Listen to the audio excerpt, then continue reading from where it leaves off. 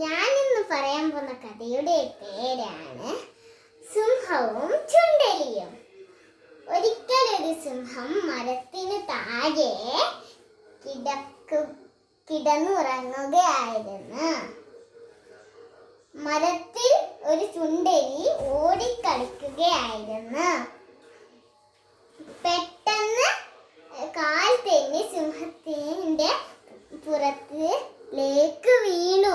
ഞെട്ടിയുറന്ന സിംഹം ദേഷ്യം കൊണ്ട് അലറി.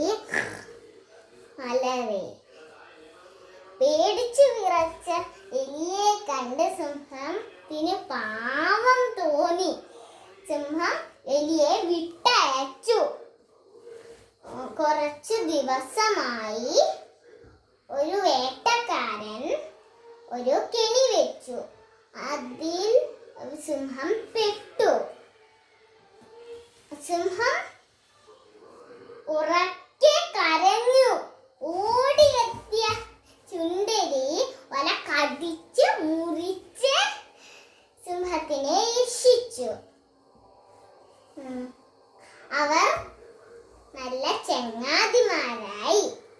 ഇതിൽ നിന്ന് നമ്മൾ പഠിക്കേണ്ടത്, ഒരാളോട് നമ്മൾ കരുണ കാണിച്ചാൽ എപ്പോഴെങ്കിലും നമ്മൾ ആപത്ത് പെടുമ്പോൾ അവർ നമ്മളെ രക്ഷിക്കാൻ വരും.